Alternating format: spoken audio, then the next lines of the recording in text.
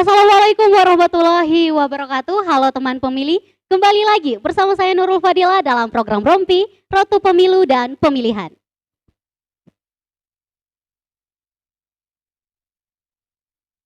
Indonesia, sukseskan demokrasi, jadi pemilih berdaulat. Nah, teman pemilih, seperti yang kita ketahui bersama bahwa insya Allah tahun 2024 pemilu dan pemilihan akan diselenggarakan secara serentak.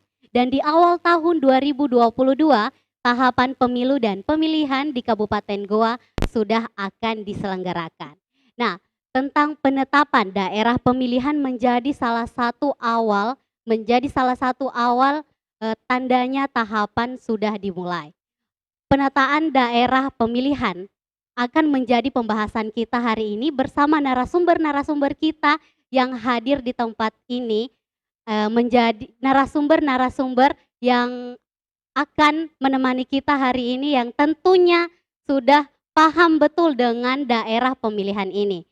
Narasumber pertama kita sapa dulu deh narasumber-narasumber kita hari ini. Assalamualaikum Bapak. Waalaikumsalam. Apa kabar Pak? Alhamdulillah baik ya Pak. Nah, narasumber pertama kita tentunya sudah tidak asing lagi untuk teman-teman pemilih, yakni Bapak Muhammad Basir yang merupakan Komisioner Komisi Pemilihan Umum Kabupaten Goa Divisi Teknis.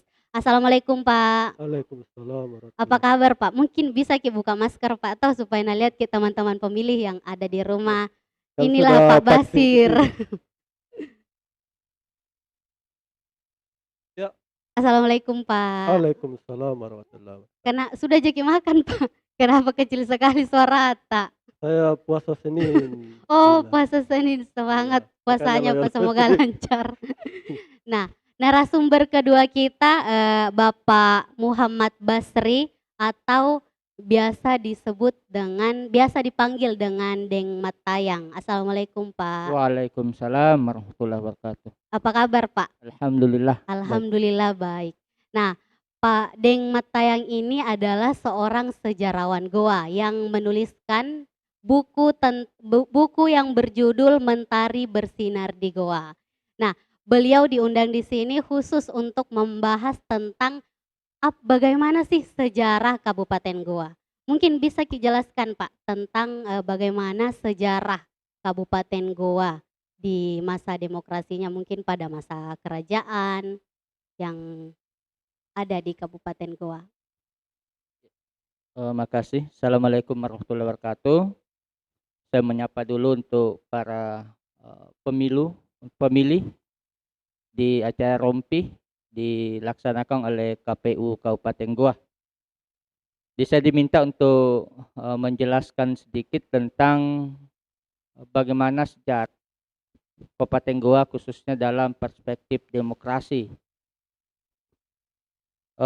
Kalau kita menilik ke sejarah Kabupaten Goa, itu di awal tonggak sejarahnya itu adalah ketika Raja Goa yang pertama itu di abad ke-14, ya, 1320 itu Tumanurung atau Sombayar Goa atau Tumanurung Benia. Ini yang menarik, Bu, saya panggil Dila ya, Bu Dila dan Pak Basir serta pemilih, bahwa awalnya Goa itu adalah negeri yang diami oleh 9 negeri, di mana 9 negeri ini selalu melakukan kekacauan, peperangan dan lain sebagainya. Kesembilan daripada negeri itu perlu saya sampaikan sebagai pemahaman bagi kita semua. Ya, jangan sampai anak-anak sekarang ini kan sudah jarang baca sejarah. Sejarah Kalau masalah games ya tahu nomor satu, tapi kalau sejarah dianggap bahwa sejarah itu cukuplah menjadi masa lalu. Ya, padahal masa lalu, sejarah itu masa lalu, sekarang dan yang akan datang. Itu perspektifnya di situ. Jadi kesembilan daripada negeri itu adalah ada disebut Kasuian Tombolo, kemudian Lakiung, kemudian Samata, Parang-Parang, Data, Aganjene, Bisei, kemudian Kalindang, Seru. Itu 9 kasuwiang ini, negeri ini, itu senantiasa melakukan peperangan sehingga tidak ada kedamaian pada saat itu. Nah, sehingga Pacalaya ketika itu kemudian berinisiatif bagaimana kalau harus ada yang memimpin ini 9 negeri ini. Ya, ada ya satu pemimpin. Maka diceritakan, ya, walau tapi diceritakan dalam sejarah bahwa itu diketahuilah bahwa ya ini kan ada dulu yang diperintah untuk mencari itu, ya pada saat itu ada Galanrang Tombolo dengan mengasah pada saat itu. Ditemukanlah bahwa di Bukit Tamalat itu di Takabasia ada perempuan ya, yang cantik dengan pakaian yang mewah itu duduk di atas batu dengan dibawa oleh cahaya. Nah, inilah sehingga kenapa dikatakan Tumanurung. Sebenarnya karena tidak ditahu asal usulnya, Bu. Gitu. Jadi tidak ditahu asal usulnya sehingga dikatakan Tumanurung. Ya, kalau di daerah Bugis itu Tomanurung. Ya, karena ternyata hampir di semua wilayah-wilayah di Sulawesi Selatan itu ada Tumanurungnya semua. Wajo, termasuk Sopen dan lain sebagainya itu ada Tumanurungnya. Nah, negeri ini kemudian bersepakat untuk mengangkat Tumanurung ini. Jadi mereka, dan itulah tonggak awal demokrasi. Ya, tonggak awal demokrasi. Di Kabupaten Goa. Karena kan demokrasi itu ketika itu dari bawah ke atas. Ya, dari kalau istilah demokrasi dulu waktu saya sekolah, tidak tahu kalau sudah berubah sekarang, itu dari rakyat, oleh rakyat dan untuk rakyat. Nah, beginilah yang dilakukan oleh 9 kasuwiang ini. Ya, kemudian mereka bersepakat untuk menjadi pengabdi. Itulah sehingga dikatakan bahwa kasuwiang itu adalah 9 pengabdi. Jadi kasuwiang Salapanga. Ya, yang kemudian dalam perkembangan itu yang jadi kasuwiang Salapanga ini yang kemudian perkembangannya kemudian dikatakan Bate Salapanga. Ya, itulah Bate Salapanga itu. Ya, Bate Salapang ini apa tugasnya sampai raja terakhir itu? Ya, itu adalah mengangkat, melantik dan menurunkan kalau memang tidak adil. Ya, kan perjanjian dengan Tumanurung pada saat itu, kalau kamu adil memerintah dengan baik, maka kami akan taat kepadamu apapun yang kau katakan. Tetapi ketika tidak adil, maka tentu kami tidak melakukan apa yang kau titahkan. Begitu. Nah, itulah awal daripada demokrasi itu. Ya, jadi kalau berbicara tentang demokrasi di Goa, itu sejak abad 14 itu sudah dimulai di awal tonggak sejarah di Kabupaten Goa ini. Jadi itu saya kira kalau masalah demokrasi di situ, saya kira demikian. Memang sangat panjang ya Pak sejarah demokrasi di Kabupaten Goa. Dari dulu sampai hingga terbentuklah sekarang. Nah teman pemilih, kita rehat sejenak untuk menyaksikan iklan layanan masyarakat berikut ini.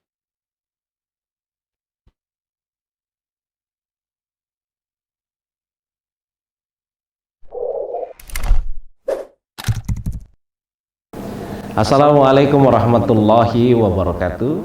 Saya Adnan Purik Taiksan, Bupati Kabupaten Goa. Saya mengajak kita semua, seluruh masyarakat Kabupaten Goa, Tautoa, Sarik Batang, Tuo Malak Biriku Ngaseng, untuk melakukan pemuktahiran daftar pemilih berkelanjutan. Pemuktahiran ini berlaku bagi 1. Masyarakat Kabupaten Goa yang belum terdaftar sebagai pemilih. Yang kedua, mengalami perubahan identitas kependudukan. Yang ketiga, baru berusia 17 tahun. Dan yang keempat, ada keluarga yang telah mendahului kita semua atau telah meninggal dunia. Keempat kategori di atas diharapkan untuk dapat segera melakukan pemuktahiran melalui kantor KPU Goa. Bersama kita mendukung pemuktahiran daftar pemilih berkelanjutan tahun 2021, pemilih berdaulat, negara kuat, Porei Goa. Wassalamualaikum warahmatullahi wabarakatuh. warahmatullah.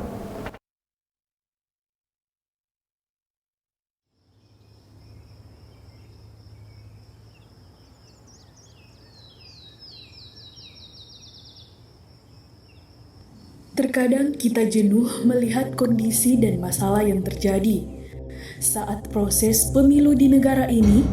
Suburnya praktik politik uang, sogokan, isu sara, hoaks, dan perilaku curang oknum yang ingin menang dalam pemilu. Lalu karena kondisi ini, kita diam atau bahkan ikut menjadi pelaku. Sebagian dari kita memilih golput, abai pada pilihan, lupa jika negara ini milik kita yang harus diperjuangkan. Para pemimpin, para wakil rakyat yang duduk di sana adalah orang-orang yang harus kita pilih dengan seksama. Jangan biarkan negara ini tidak terurus. Kalau cinta sudah dibuang, jangan harap keadilan akan datang. Jika kamu masih punya nurani, ayo singkirkan prasangka. Ubah kondisi ini, turutkan dirimu menjadi pengawal demokrasi. Mari bergabung bersama Komisi Pemilihan Umum dalam program Desa Kelurahan Peduli Pemilu dan Pemilihan. Karena bagi Indonesia peranmu sangat berarti. Bangun semangat demokrasi di wilayahmu. Jadilah kader pemilu di desa kelurahanmu, pastikan partisipasi menjadi berarti agar kualitas demokrasi semakin baik demi kesejahteraan masyarakat dan kemajuan Indonesia. Mari sukseskan program Desa Kelurahan Peduli Pemilu dan Pemilihan. Dari desa untuk demokrasi, dari desa untuk Indonesia. Dari desa untuk demokrasi, dari desa untuk Indonesia. Dari desa untuk demokrasi, dari desa untuk Indonesia. Dari desa untuk demokrasi, dari desa untuk Indonesia. Untuk demokrasi dari desa untuk Indonesia. Dari desa untuk demokrasi, dari desa untuk Indonesia. Dari desa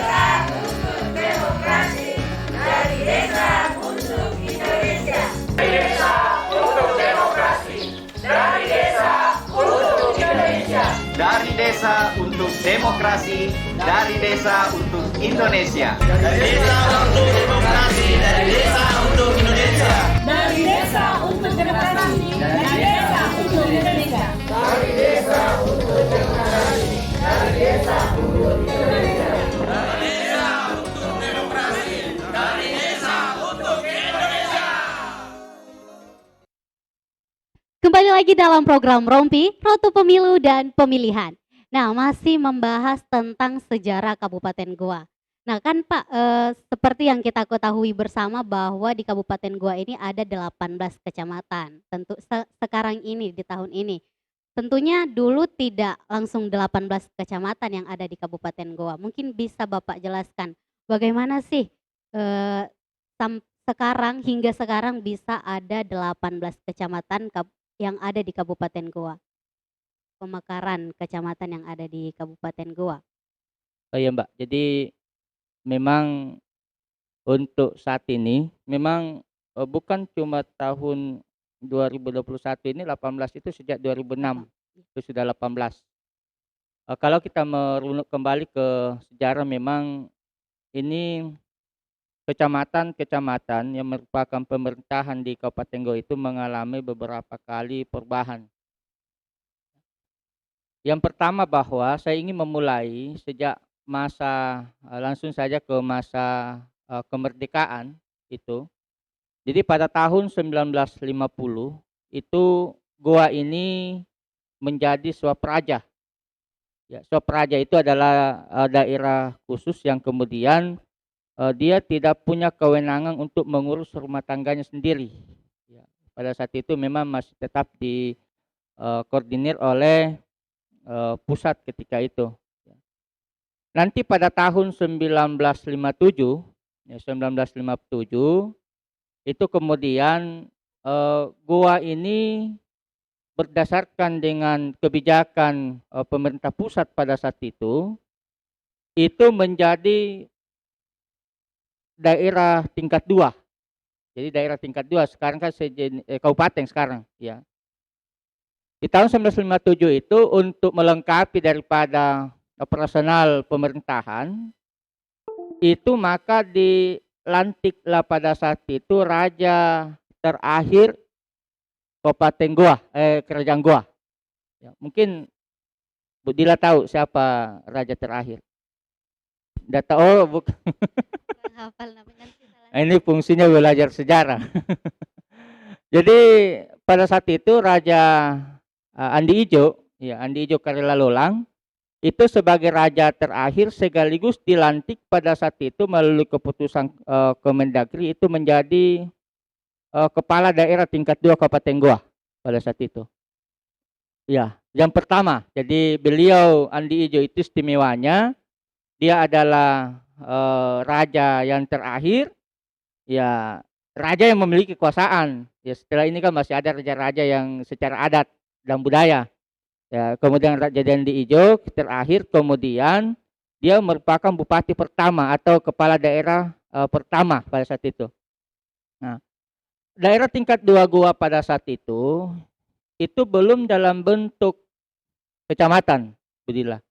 Tetapi itu adalah dalam bentuk distrik. Jadi distrik namanya pada saat itu. Ya, distrik pada saat itu ada 12. Jadi ada 12 distrik pada saat itu yang berada di dalam naungan pemerintahan Kabupaten Goa pada saat itu. Di 12 distrik ini kemudian itu dibagi menjadi 4 wilayah, koordinator wilayah. Jadi bagi 4. Jadi koordinator untuk wilayah bagian utara itu masuk Tombolo. Ya, kemudian masuk di situ Mangasa, kemudian ada Patalasang, ya, kemudian ada Boroloe, kemudian ada Borisalo dan ada Manuju. Itu. Nah, ini kan nanti sudah tergambarkan di situ. Oh, ternyata kenapa terbagi-bagi begini nanti.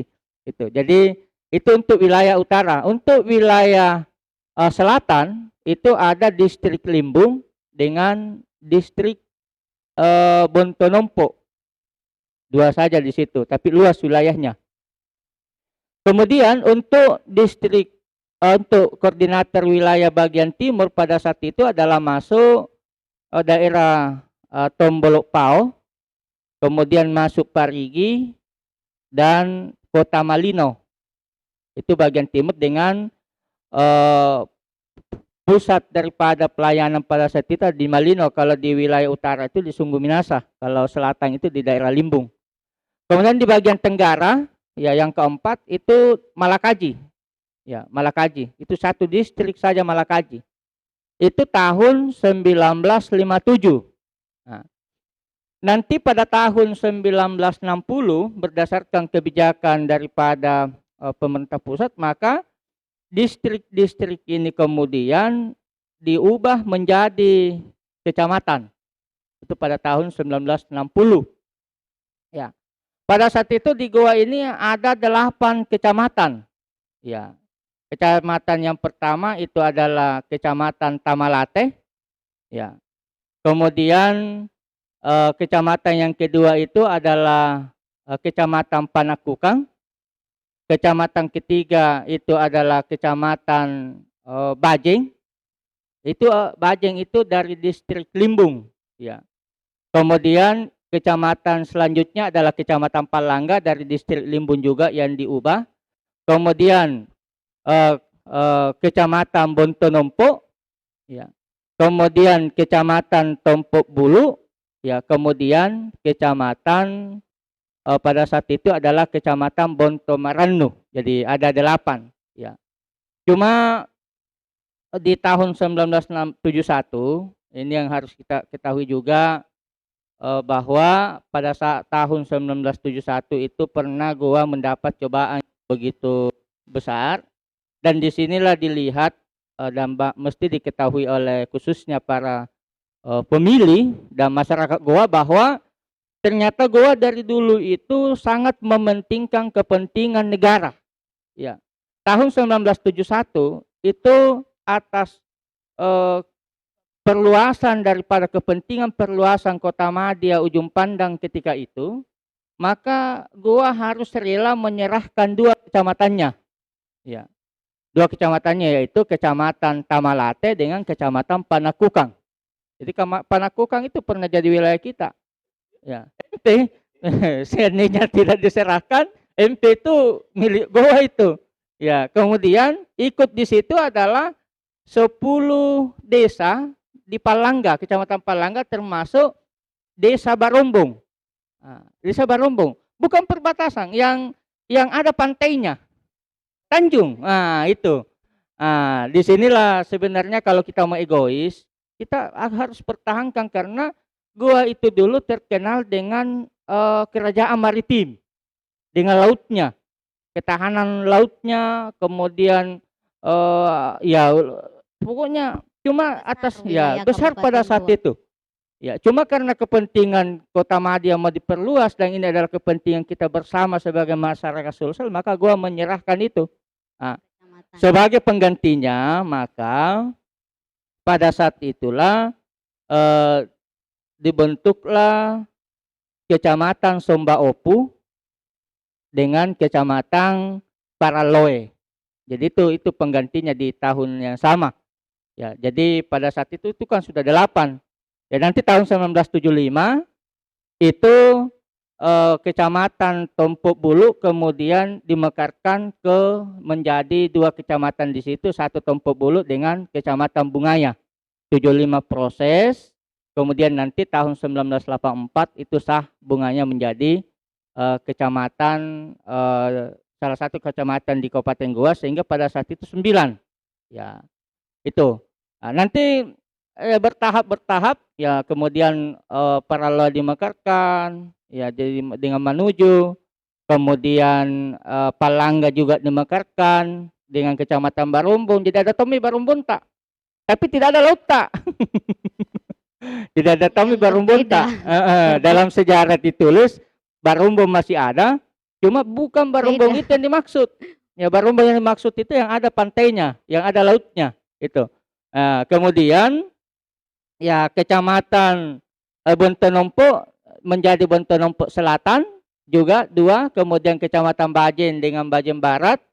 Ya, kemudian di Tompok Bulu Pecahan Bungaya itu kemudian ada Bontolempangan ya di situ. Ya, jadi ada itulah perkembangan yang sampai sekarang. Ya, kalau Bontomaranu dengan Kecamatan Patalasang itu, jadi itu jumlahnya 18 semua. Itu sejak 2006 itu sudah 16 ya, sampai sekarang masih 18, dan sampai sekarang itu tetap 18. Ya, saya kira ini yang saya sampaikan untuk ini. Jadi memang dari awal, dari distrik, dari kecamatan hingga di tahun 2006 itu sudah ada 18 kecamatan hingga saat ini ya Pak. Nah, itu yang menjadi cermin untuk Komisi Pemilihan Umum Kabupaten Goa menetapkan daerah pemilihan. Nah, untuk pemilu dan pemilihan yang insya Allah diselenggarakan di tahun 2024 ini, KPU Goa juga akan menetapkan daerah pemilihan. Nah, berbicara tentang daerah pemilihan nih Pak Basir selaku komisioner. Pak Basri, ya, kan Pak Basir. Ini saya hampir salah sebut yang mana Pak Basir, yang mana Pak Basri. Nah, Pak Basir adalah komisioner Komisi Pemilihan Umum Kabupaten Goa yang ikut andil dalam penetapan daerah pemilihan ini.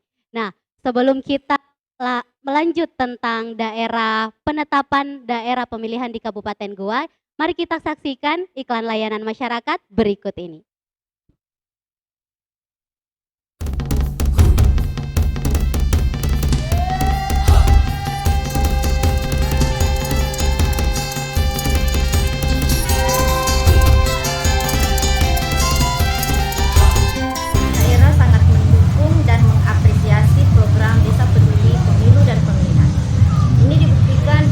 Dilaksanakannya penandatanganan perjanjian kerjasama antara pemerintah daerah dengan Komisi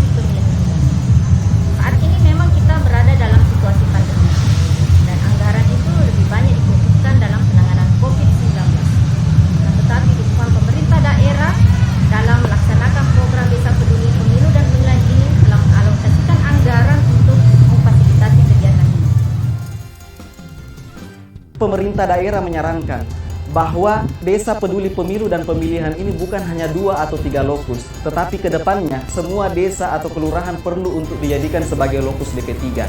Karena animo masyarakat sangat mengapresiasi kegiatan ini. Banyak masyarakat yang ingin menjadi kader DP3 karena melalui program Desa Peduli Pemilu dan Pemilihan mereka akan belajar tentang politik, demokrasi, serta pemilu dan pemilihan.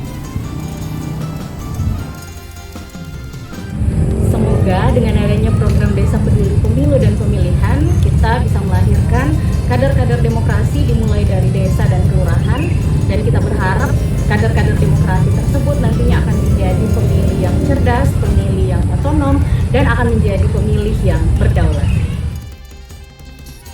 Kabupaten Luwu Timur menetapkan 2 lokus, yaitu Desa Nikel dan Desa Bangunjaya, di mana pemilihan kedua desa ini berdasarkan kategori tingkat partisipasi rendah dan tingkat partisipasi tinggi. Desa Nikel sendiri adalah salah satu desa yang berada di Kecamatan Muha dan berada di wilayah lingkar tambang dengan jumlah penduduk yang cukup banyak dibanding 4 desa lainnya dan mayoritas adalah penduduk asli Sorowako. Sedangkan Desa Bangunjaya di Kecamatan Tomoni yang kami kategorikan sebagai desa partisipasi tinggi adalah desa dengan mata pencarian adalah petani, di mana tingkat partisipasi desa tersebut adalah 85,86%. Jadi kami menganggap kedua desa yang kami jadikan lokus untuk pilot project Desa Peduli Pemilu dan Pemilihan ini sudah mampu mewakili untuk melakukan kedua lokus tersebut. Tantangan pelaksanaan program Desa Kelurahan Peduli Pemilu dan Pemilihan adalah: pertama, program ini dilaksanakan dalam situasi pandemi COVID-19. Kedua, peningkatan pengetahuan dan kepedulian masyarakat terkait kepemiluan membutuhkan keterlibatan semua pihak. Dan yang ketiga, kebutuhan anggaran menjadi faktor pendukung pelaksanaan program ini. Untuk lebih memahami dan mengetahui bagaimana demokrasi sebenarnya yang ada di Indonesia. Organisasi demokrasi yang baik. Harapannya agar bisa mendapatkan pengetahuan dan juga pengalaman dalam kegiatan DP3 ini. Juga mensosialisasikan pentingnya pemilu dan menolak politik uang atau kecurangan di dalam pemilu. Dan juga ingin ikut dalam penyelenggara pemilu 2024 nantinya. Saya Muhardi SPD, Kepala Desa Rampang, Kecamatan Gandamai, Kabupaten Bulukumba. Siap sukseskan program Desa Peduli Pemilu dan Pemilihan. Ayo kita sukseskan program Desa Peduli Pemilu dan Pemilihan. Jadilah kader wilayah untuk peningkatan demokrasi di Selatan dan Indonesia.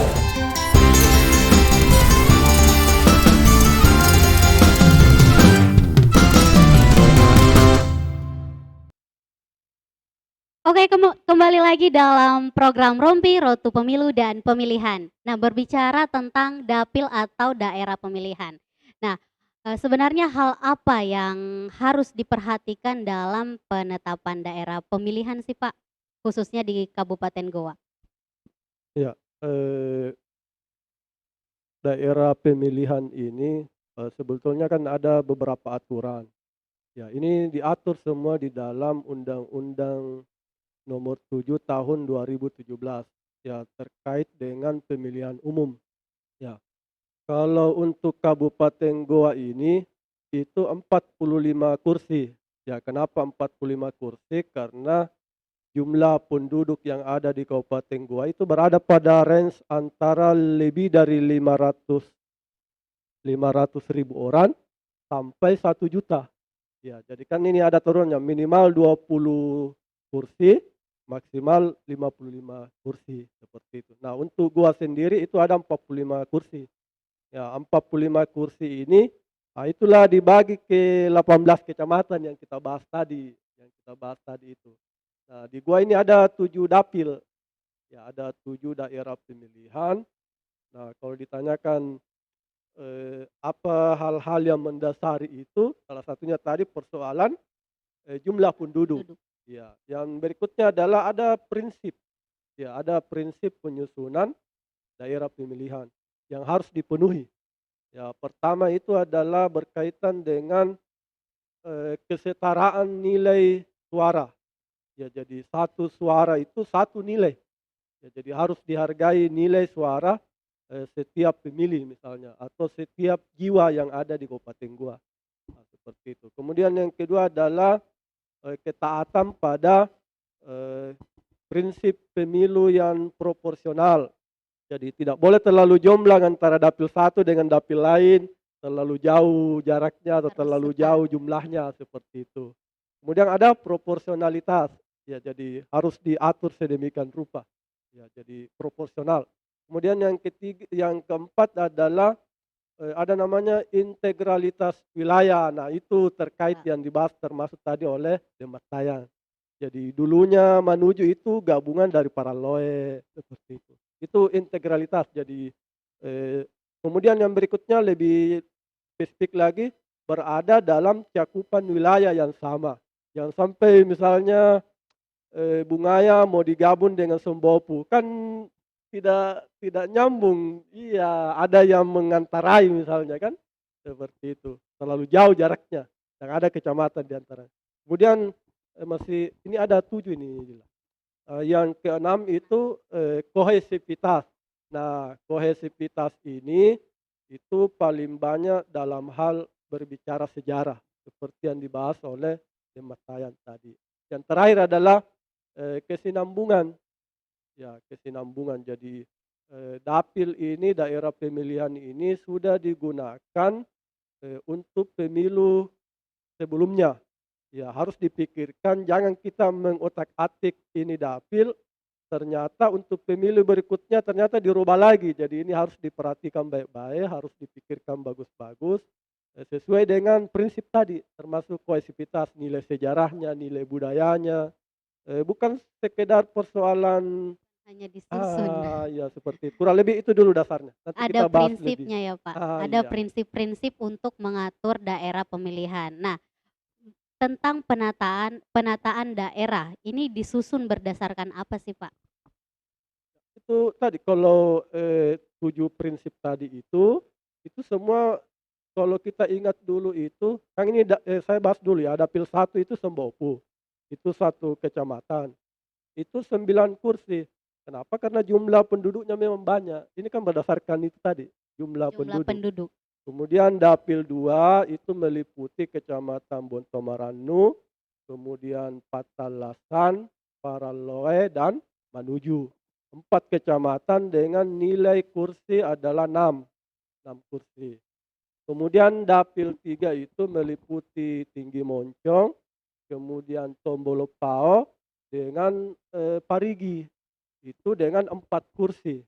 Ya, kemudian dapil 4 itu meliputi juga 4 kecamatan, ada Tompo Bulu, kemudian Birimbulu, Bungaya dengan Bontolempangan, itu 6 kursi. Ya, kemudian dapil 5 itu Bontonompo Selatan, itu 4 kursi.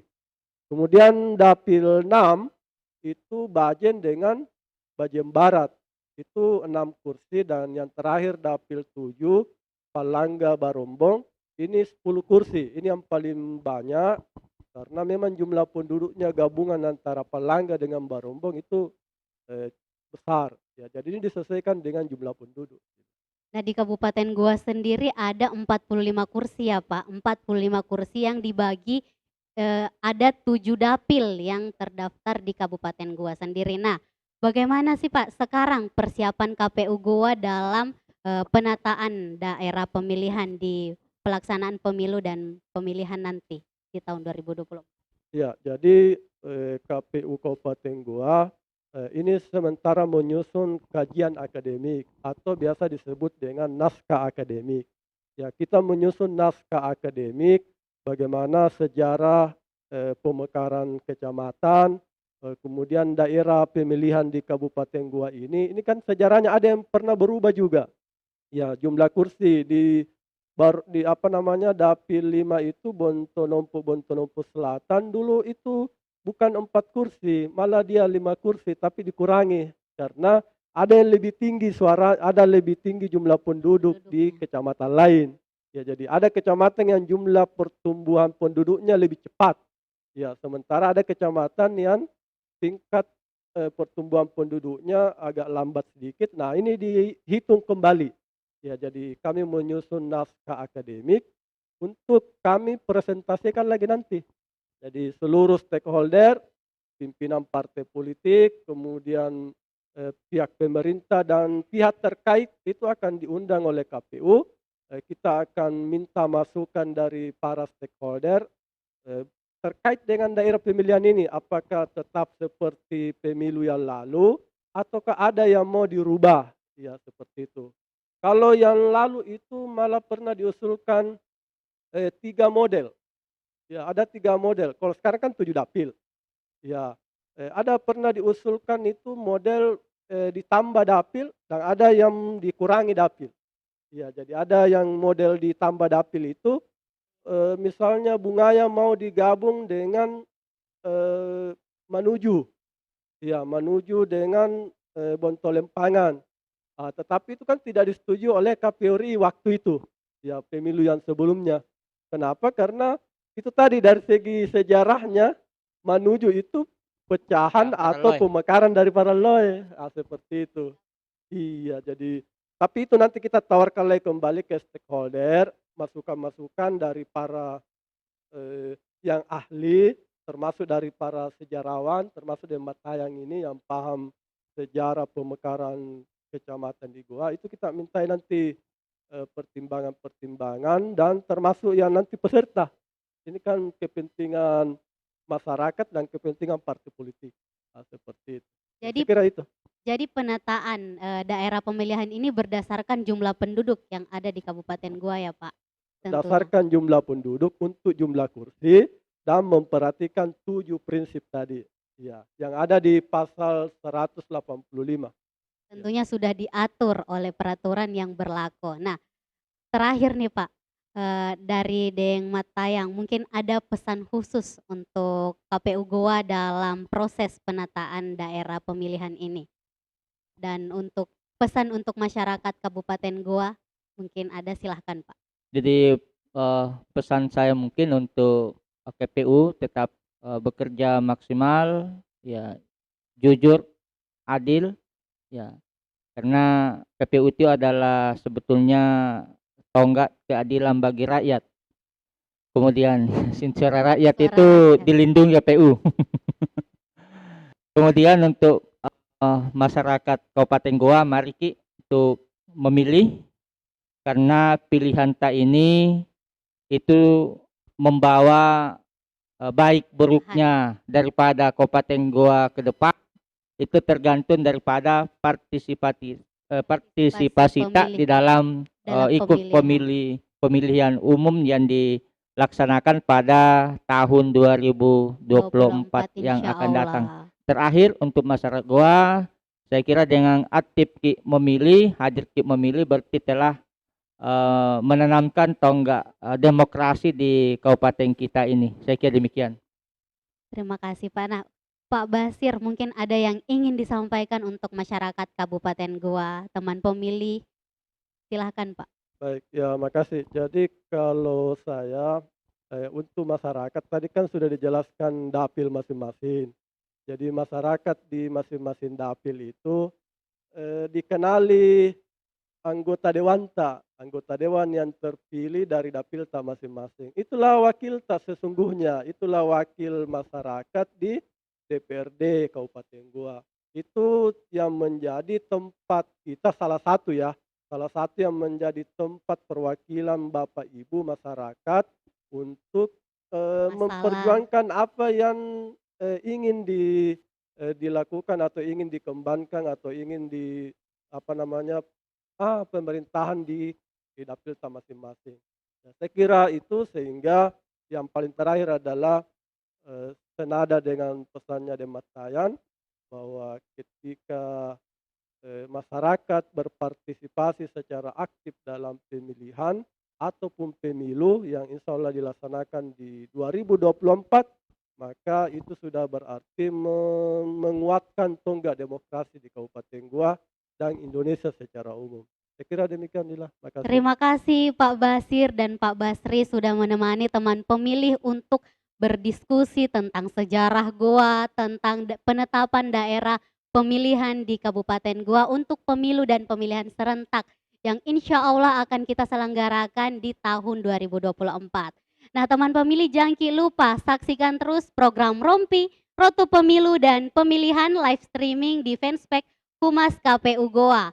Nah saya Nurul Fadila bersama tim yang bertugas hari ini mengucapkan terima kasih. Pemilu dan pemilihan serentak tahun 2024 sukses. KPU melayani Pore Goa. Wassalamualaikum warahmatullahi wabarakatuh. Waalaikumsalam. Indonesia, sukseskan